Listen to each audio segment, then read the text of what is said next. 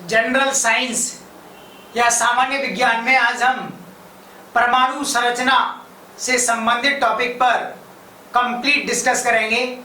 और general science में ये हमारा सेकंड वीडियो रहेगा तथा भौतिक विज्ञान का ये पहला वीडियो माना जा सकता है।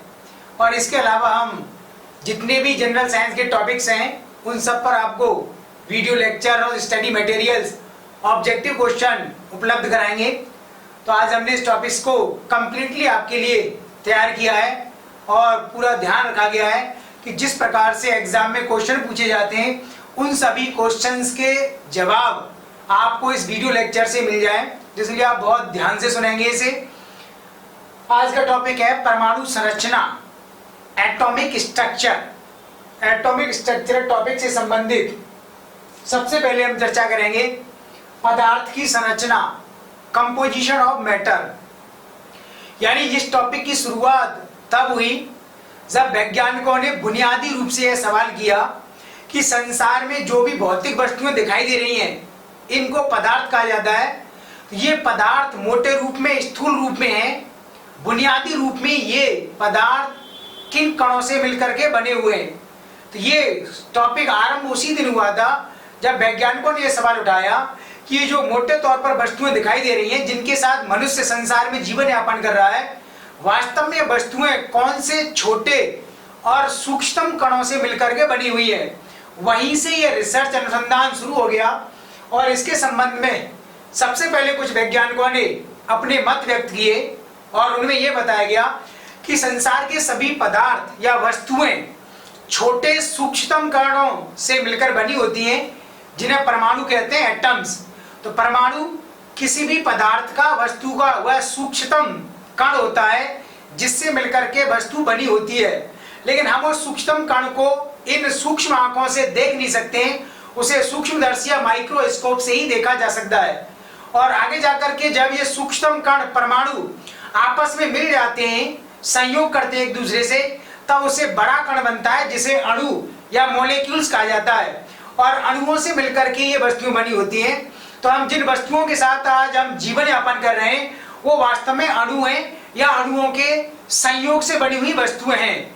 तो इस संबंध में सबसे पहले विवाद जो शुरू हुआ था वो महर्षि कणाद से माना जाता है। महर्षि कणाद भारत के दार्शनिक रहे हैं और इन्होंने बहुत समय पहले ही एक दर्शन दिया था जिसे भारतीय दार्शनिक परंपरा में वैशेषिक दर्शन कहा जाता है, वैशेषिक फिलॉसफी, पब्लिश्ड बाय महर्षि कणाद। तो महर्षि कणाद ने सबसे पहले संसार के समक्ष यह व्यक्त किया था कि संसार की सभी भौतिक वस्तुएं या स्थूल वस्तुएं सूक्ष्मतम परमाणुओं से मिलकर के बनी होती हैं।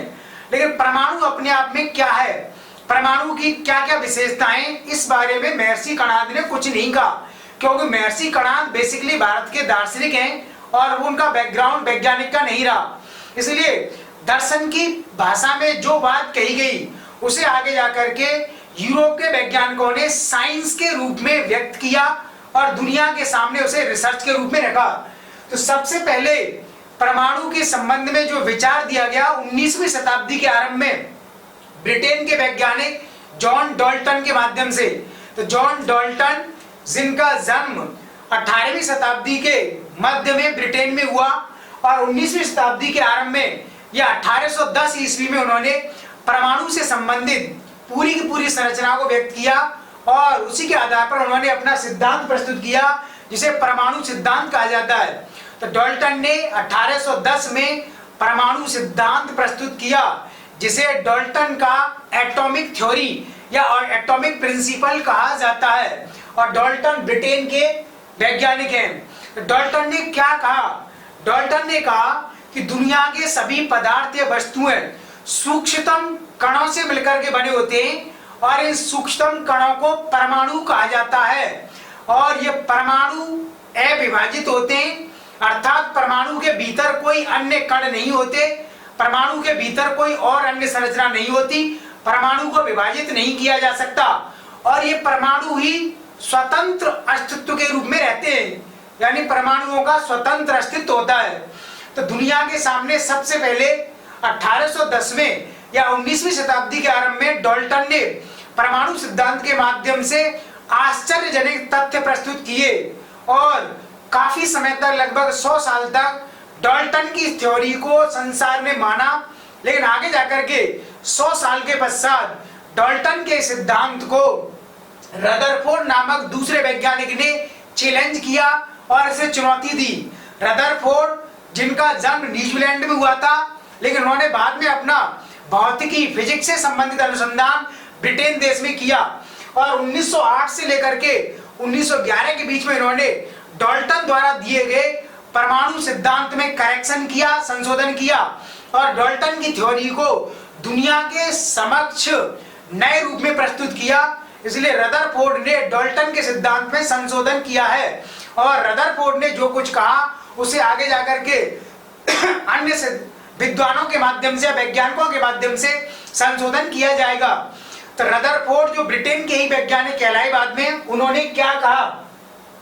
उन्होंने डाल्टन के इस सिद्धांत को सीमित रूप में स्वीकार किया कि संसार की सभी वस्तुएं और पदार्थ सूक्ष्मतम कण परमाणु से मिलकर बने हुए हैं। यहां तक तो उन्होंने स्वीकार किया, किंतु डाल्टन के इस पॉइंट को, इस बिंदु को उन्होंने खारिज कर दिया कि परमाणु अविभाजित होता है। रदरफोर्ड ने कहा कि परमाणु अविभाजित नहीं होता, परमाणु विभाजित होता है, यानी एटॉमिक या atoms are the divisible part. और परमाणु के भीतर अन्य पदार्थ होता है या अन्य भाग होता है, जिसे उन्होंने नाभिक कहा, न्यूक्लियस। और उन्होंने यह भी बताया कि नाभिक के भीतर 2 छोटे कण होते हैं जिन्हें प्रोटॉन एवं न्यूट्रॉन कहा जाता है।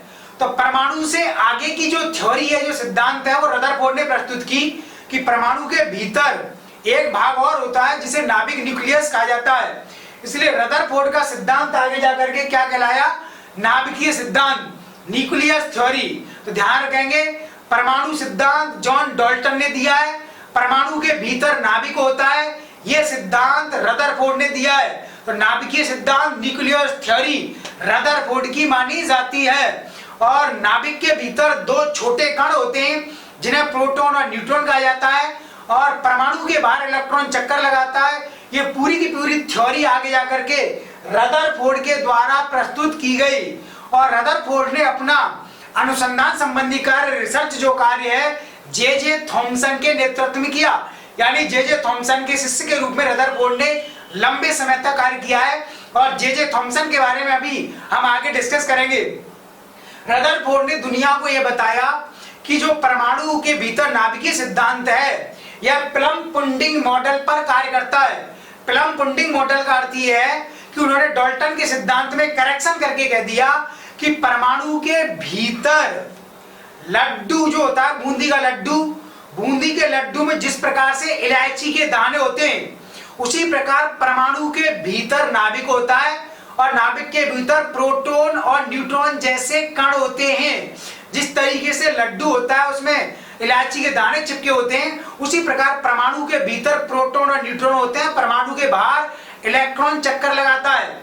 इसी प्रकार उन्होंने कहा, जिस प्रकार से तरबूज होता है, तरबूज के भीतर काले बीज होते हैं, उसी प्रकार से परमाणु तरबूज के समान होता है और परमाणु के भीतर प्रोटॉन, न्यूट्रॉन जैसे कण चिपके रहते हैं। और आगे जाकर के उन्होंने अपने नाभिकीय सिद्धांत की व्याख्या करने के लिए सौर मंडल का सिद्धांत दिया, यानी सौर मंडल की सिद्धांत उन्होंने प्रस्तुत किया। इसके माध्यम से उन्होंने बताया जिस प्रकार से सौर मंडल में सूर्य केंद्र में है और सूर्य के चारों ओर विभिन्न प्रकार के स्टार्स, ग्रह, उपग्रह और नक्षत्र चक्कर लगाते रहते हैं, उसी प्रकार से यह परमाणु सिद्धांत होता है। और इस परमाणु के भीतर सेंटर में एक नाभिक है और उस नाभिक में प्रोटॉन और न्यूट्रॉन 2 कण होते हैं और इलेक्ट्रॉन इस परमाणु के चारों ओर चक्कर लगाता है। इलेक्ट्रॉन और नाभिक के भीतर या बीच में स्थिर विद्युत आकर्षण बल होता है, इलेक्ट्रोस्टैटिक अट्रैक्शन फोर्स। और इस स्थिर विद्युत आकर्षण बल के कारण ही इलेक्ट्रॉन परमाणु के चारों ओर चक्कर लगाता रहता है और इस बल के कारण ही यह भीतर की ओर केंद्र अभिसारी बल, सेंट्रीपेटल फोर्स पैदा करता है। इसके कारण इलेक्ट्रॉन ना तो परमाणु के बाहर गिरता है और ना ही वो परमाणु के भीतर नाभिक में गिर पाता है। तो ये पूरी की पूरी संरचना और सिद्धांत रदरफोर्ड ने प्रस्तुत किया और रदरफोर्ड ने अपने सिद्धांत को सिद्ध करने के लिए एक प्रयोग किया और वो प्रयोग कहलाता है अल्फा कणों का सोने की पतली परत या झिल्ली पर प्रहार। तो अल्फा कणों को उन्होंने निर्वात में सोने की पतली पन्नी पर जब प्रहार किया तब उन्होंने देखा कुछ अल्फा कण सोने की पतली प्लेट से पन्नी से पूरी तरह से आर पार निकल गए, कुछ कण वापस लौट करके आ गए और कुछ कण उस पतली झिल्ली से टकरा करके अपने मूल मार्ग से विचलित हो गए। तब इस प्रयोग के आधार पर रदरफोर्ड ने निम्न बिंदु प्रस्तुत किए। रदरफोर्ड ने कहा कि इसके आधार पर माना जा सकता है कि परमाणु का अधिकांश भाग खोखला है और खोखला है इसलिए कुछ अल्फा कण इससे टकराकर सीधे तौर पर बाहर निकल गए, आर पार निकल गए। और उन्होंने कहा कि कुछ भाग इसका धनात्मक है क्योंकि अल्फा कण धनात्मक होता है। जब अल्फा कण धनात्मक का प्रहार हमने सोने की पतली झिल्ली पर किया तब कुछ कण उससे टकरा करके वापस आ गए, कुछ डाइवर्ट हो गए अपने मार्ग से। ऐसा तभी हो सकता है जब उसके भीतर एक धनात्मक भाग हो, क्योंकि धनात्मक जो आवेश होता है दूसरे धनात्मक आवेश को दूर भगाता है, उसको डिस्ट्रैक्ट करता है। इस प्रकार रदरफोर्ड ने प्रूव कर दिया कि परमाणु के भीतर एक धनात्मक भाग होता है जिसे उन्होंने आगे जाकर के प्रोटॉन कहा और उन्होंने कुछ भाग को उदासीन बताया जो किसी भी प्रकार की क्रिया नहीं करता है, इसलिए कुछ अल्फा कण इसके बीच में से आर पार निकल गए। इसलिए उन्होंने सिद्ध कर दिया कि डाल्टन ने केवल परमाणु सिद्धांत दिया था, परमाणु के भीतर क्या होता है, कौन कौन से कण होते हैं, इलेक्ट्रॉन की पोजीशन क्या होती है, ये डाल्टन ने दुनिया को नहीं बताई। ये पूरा का पूरा रिसर्च वर्क आगे जाकर के रदरफोर्ड ने सिद्ध किया। रदरफोर्ड ने यह भी कहा कि इलेक्ट्रॉन निश्चित कक्षाओं में परमाणु के चारों ओर चक्कर लगाते हैं और इस रूप में चक्कर लगाते समय उनकी कुछ एनर्जी का, कुछ ऊर्जा का ह्रास हो जाता है, कुछ ऊर्जा नष्ट हो जाती है। और आगे जाकर के रदरफोर्ड के सिद्धांत में नील्स बोहर नामक वैज्ञानिक ने कुछ करेक्शन किया। नील्स बोहर 19वीं शताब्दी के मध्य में पैदा हुए और आगे जाकर के उन्होंने 1885 से 1965 के मध्य में अपना सिद्धांत प्रस्तुत किया। तो Niels Bohr Danish scientist, Denmark के वैज्ञानिक हैं जिन्होंने आगे जाकर के रदरफोर्ड के सिद्धांत में कुछ करेक्शन किए। रदरफोर्ड का सिद्धांत 90% केस में काफी सटीक माना जाता है, लेकिन कुछ बातें रदरफोर्ड ने ऐसी कही जिन्हें बाद में नील्स बोहर ने और अन्य वैज्ञानिकों ने संशोधन किया उनमें। जैसे नील्स बोहर ने कहा कि रदरफोर्ड ने जैसा कहा था कि इलेक्ट्रॉन निश्चित कक्षाओं में चक्कर लगाते हैं परमाणु के चारों ओर और उस कंडीशन में ऊर्जा का ह्रास होता है, इसलिए जो इलेक्ट्रॉन्स के कारण ही परमाणु में स्टेबिलिटी बनी होती है, स्थायित्व बना रहता है। नील्स बोहर ने इस सिद्धांत को खारिज कर दिया और कहा कि इलेक्ट्रॉन निश्चित कक्षाओं में चक्कर नहीं लगाते, वो कुछ सेलेक्टेड ऑर्बिट्स, कुछ सेलेक्टेड या चयनित कक्षाओं में ही चक्कर लगाते हैं और जब वो चक्कर लगाते हैं तब उसकी ऊर्जा का ह्रास नहीं होता है और इलेक्ट्रॉन जब एक निश्चित कक्षा से भीतर की कक्षा में कूदता है, छलांग लगाता है, तब इससे ऊर्जा का उत्सर्जन होता है। इसी प्रकार उन्होंने रदरफोर्ड की इस बात को भी स्वीकार नहीं किया कि इलेक्ट्रॉन केवल परमाणु के बाहर ही चक्कर लगाता है या फिर कहीं और भी चक्कर लगाता है। और नाभिक के स्थायित्व, परमाणु के स्थायित्व को लेकर के भी नील्स बोहर ने काफी सारे ऑब्जेक्शन किए और जिन्हें आगे जाकर के सही माना गया।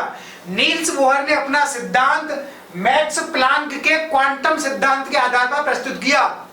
मैक्स प्लांक जिन्होंने क्वांटम थ्योरी दी थी, इस सिद्धांत के अनुसार उन्होंने बताया किसी भी वस्तु से ऊष्मा या प्रकाश का उत्सर्जन अथवा अवशोषण सतत रूप में या लगातार नहीं होता है, यह असतत रूप में होता है और यह फोटॉन्स के रूप में होता है, कुछ कणों के रूप में होता है और इन्हीं फोटॉन्स के आगे जाकर के मैक्स प्लांक ने क्वांटम कहा और इसी के आधार पर क्वांटम सिद्धांत बना।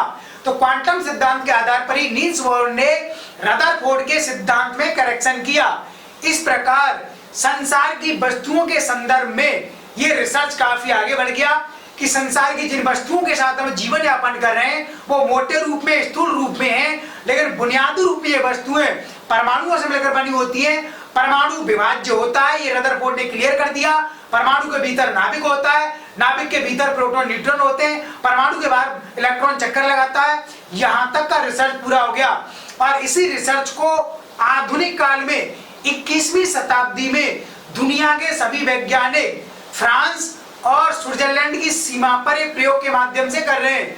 और फ्रांस एवं स्विट्जरलैंड की सीमा पर LHC प्रयोग, लार्ज हैड्रॉन कोलाइडर, एक प्रयोगशाला गठित की है जिसे दुनिया का सबसे बड़ा वैज्ञानिक अनुसंधान माना जा रहा है। इसे महाअनुसंधान नाम दिया गया है और इसके माध्यम से उन्होंने दिव्य कण या गॉड पार्टिकल, जिसे हिग्स बोसोन भी कहा जाता है, इन कणों की खोज की है। और इन कणों के बारे में उन्होंने बताया है कि संसार में जो वस्तुएं हैं, ये वस्तुएं इन्हीं दिव्य कणों से, गॉड पार्टिकल से मिलकर के बनी होती हैं और ये पार्टिकल दिखाई नहीं देते हैं। संसार का अधिकांश भाग इन्हीं गॉड पार्टिकल से मिलकर के बना होता है, लेकिन इनको पूरी तरह से अभी समझा नहीं जा चुका है। तो संसार के बारे में अभी तक 21वीं शताब्दी का जो रिसर्च है वो यही है, गॉड पार्टिकल्स तक खोज की जा चुकी है।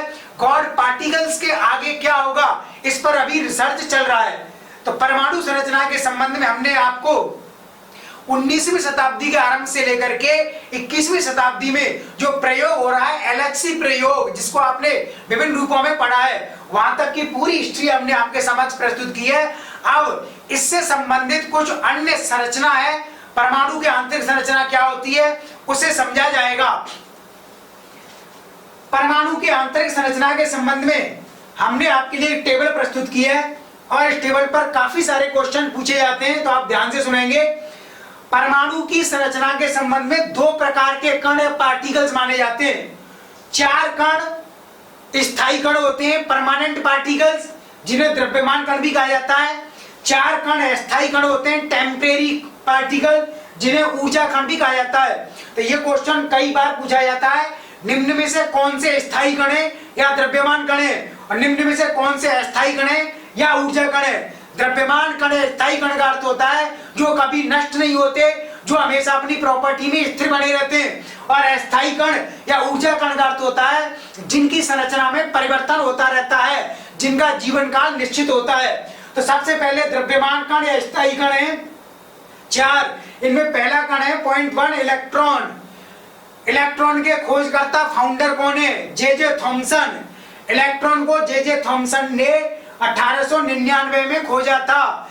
1897 में जे थॉमसन ने इलेक्ट्रॉन के बारे में समस्त प्रकार की विशेषताएं दुनिया के सामने व्यक्त की और 1899 से जे थॉमसन की रिसर्च को दुनिया ने स्वीकार कर लिया।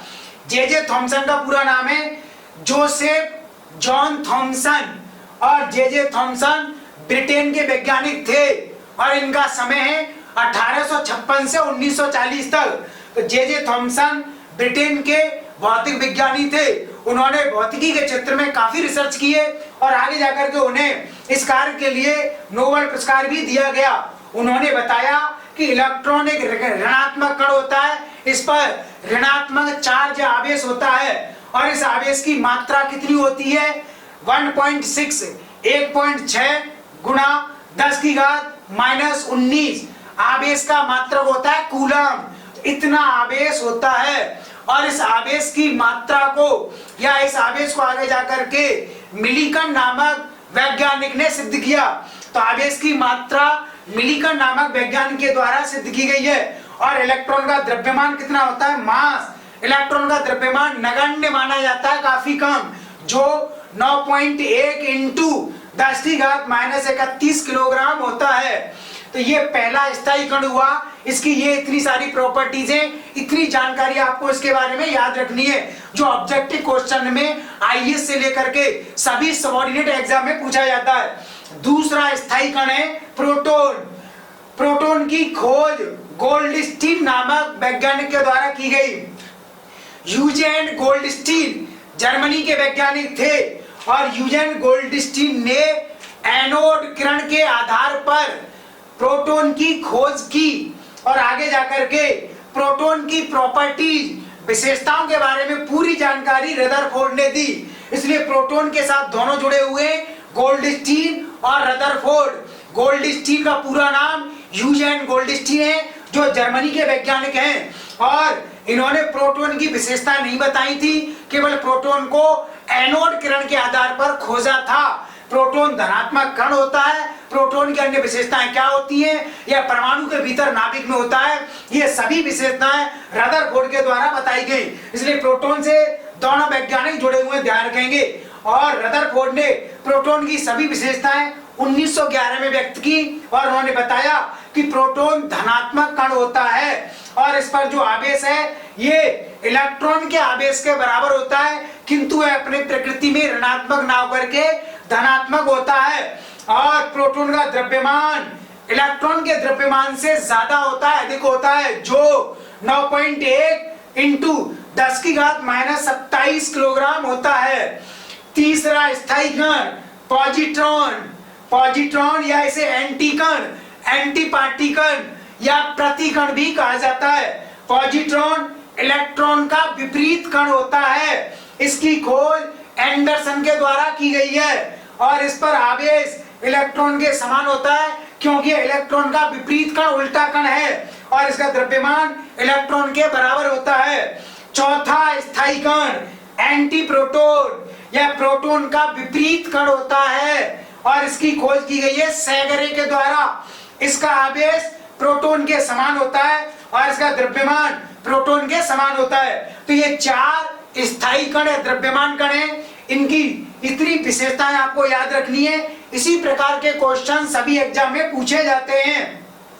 अगले चार कण है ऊर्जा कण या अस्थायी कण। इनमें पहला कण है न्यूट्रॉन। न्यूट्रॉन की खोज जेम्स चैडविक के द्वारा की गई।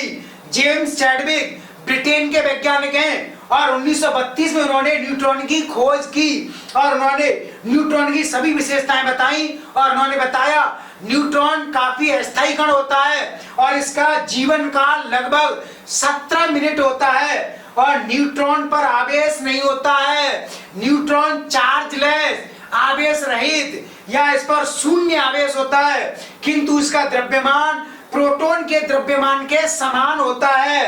दूसरा ऊर्जा कण है न्यूट्रिनो। न्यूट्रिनो की खोज पाउली के द्वारा की गई और न्यूट्रिनो पर आवेश नहीं होता है, शून्य आवेश या जीरो चार्ज होता है और इसका द्रव्यमान भी शून्य होता है, मासलेस, तो इसका द्रव्यमान शून्य होता है। तीसरा ऊर्जा कण फोटोन। फोटोन इसकी खोज आइंस्टीन के द्वारा की गई और इस पर आवेश भी जीरो शून्य होता है, यह भी आवेश रहित कण है और इसका द्रव्यमान भी शून्य होता है। और चौथा ऊर्जा कण है पाइमेसोन। पाइमेसोन की खोज युकावा के द्वारा की गई और यह धनात्मक और ऋणात्मक कण होता है। एकमात्र कण है जो एक साथ धनात्मक और ऋणात्मक दोनों प्रकृति का होता है और इसका द्रव्यमान इलेक्ट्रॉन के द्रव्यमान का 274 गुना 274 टाइम्स होता है। तो ये ऊर्जा कणों के बारे में जानकारी हुई। इस पर विभिन्न प्रकार के ऑब्जेक्टिव क्वेश्चन पूछे जाते हैं, जैसे निम्न में से कौन से कण हैं जिन पर आवेश शून्य होता है, जिन पर चार्ज जीरो होता है।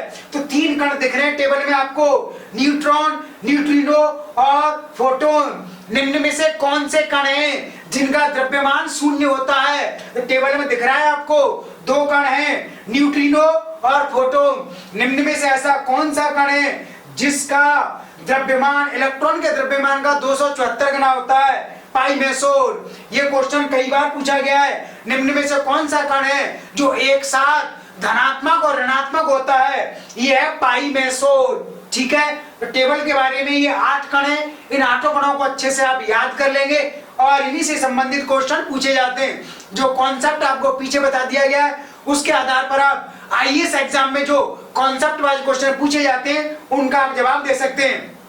आगे चित्र के माध्यम से बताया गया है कि डाल्टन ने जो सिद्धांत दिया था, डाल्टन ने सिर्फ यही बताया था कि दुनिया की सभी वस्तुएं सूक्ष्मतम कणों से मिलकर बनी होती हैं। इन कणों को सिर्फ परमाणु कहा जाता है। परमाणु के भीतर क्या होता है यह डाल्टन ने नहीं बताया, जैसा कि चित्र में दिखाया गया है। डाल्टन के सिद्धांत को आगे जाकर के ब्रिटेन के ही वैज्ञानिक रदरफोर्ड ने उसमें करेक्शन किया, उसे ठीक किया और उन्होंने बताया कि दुनिया की सभी वस्तुएं सूक्ष्म कणों से मिलकर बनी होती हैं, उन्हें परमाणु कहते हैं। लेकिन परमाणु अविभाज्य नहीं होता, परमाणु विभाज्य होता है। परमाणु के भीतर नाभिक होता है जैसा दिखाया गया चित्र में, और इस नाभिक में 2 कण होते हैं, प्रोटॉन और न्यूट्रॉन, और परमाणु के बाहर इलेक्ट्रॉन हमेशा चक्कर लगाता रहता है। ये रदरफोर्ड का सिद्धांत है और रदरफोर्ड ने ये बताया आगे जाकर के कि परमाणु का आकार साइज 10⁻⁻10 मीटर होता है। परमाणु के भीतर जो नाभिक होता है उसका आकार छोटा होता है, वो परमाणु की तुलना में छोटा आकार का होता है और उसका आकार नीचे लिखा हुआ है 10⁻15 मीटर। और रदरफोर्ड ने यह भी बताया कि पूरे परमाणु का 99% द्रव्यमान या संपूर्ण द्रव्यमान उसके नाभिक में होता है। तो ये रदरफोर्ड ने परमाणु संरचना के बारे में पूरी की पूरी जानकारी दुनिया के सामने प्रस्तुत की और रदरफोर्ड के सिद्धांत के आधार पर ही आगे जाकर के विभिन्न प्रकार के आविष्कार और खोज संभव हुए और दुनिया की विभिन्न वस्तुएं आपके उपयोग के लिए बनाई गई हैं, जिन वस्तुओं के साथ आप जीवन यापन कर रहे हैं। ठीक है, तो इस टॉपिक पर हमने महत्वपूर्ण जानकारी आपके समक्ष डिस्कस की। अब इस टॉपिक का अगला पार्ट परमाणु क्रमांक, द्रव्यमान संख्या, परमाणु भार और समस्थानिक, समभारिक, सम इलेक्ट्रॉनिक, सम न्यूट्रॉनिक क्या होती, इस पर पूरी जानकारी आपको अगले वीडियो में प्रस्तुत की जाएगी। और इस वीडियो से संबंधित ऑब्जेक्टिव क्वेश्चन जितने भी बन सकते हैं आईएएस एग्जाम से लेकर के सभी एग्जाम तक बहुत जल्द आपके लिए प्रस्तुत किए जाएंगे। थैंक यू, धन्यवाद।